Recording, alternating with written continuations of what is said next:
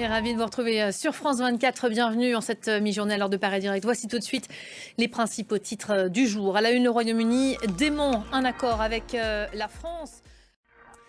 Comment aider l'Ukraine et préserver la sécurité de l'Europe sans les Américains? La question est dans toutes les têtes en ce début de semaine. Le sujet fera l'objet cet après-midi, ici en France, d'un débat à l'Assemblée nationale. On va y revenir dans quelques instants avec Flore Simon. Ce rendez-vous interviendra au lendemain d'un sommet convoqué en urgence à Londres. Hier, une quinzaine de dirigeants européens alliés de Kiev se sont retrouvés autour du Premier ministre britannique Keir Starmer. L'objectif, resserrer les rangs autour de Volodymyr Zelensky, repenser aussi et vite l'Europe de la défense. Romain Michelot et Laura Cambo.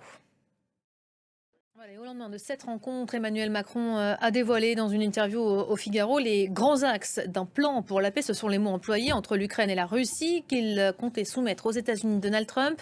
Le président français y indique qu'avec son homologue anglais, ils ont mis sur la table une trêve dans les airs, sur les mers et les infrastructures énergétiques qui durait un mois. Une version contredite, toutefois, il y a quelques heures par les Britanniques. Il n'y a pas d'accord, indique en cette mi-journée le ministre des Forces armées britannique.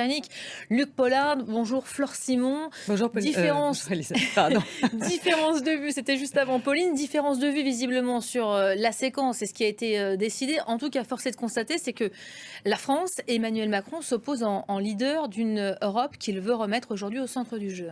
Oui, finalement, Emmanuel Macron se retrouve en quelque sorte dans sa position préférée. À suivre évidemment sur nos antennes en fin d'après-midi. Au Proche-Orient, les remerciements maintenant de Benjamin Netanyahou à Donald Trump. La nouvelle administration américaine a signé ce week-end l'envoi d'environ 4 milliards de dollars à Israël. Un dernier mot à présent, il y a des images défigurées par Garance. La Réunion aborde ce début de semaine en faisant face à l'ampleur des dégâts. Voilà pour l'essentiel de l'actualité.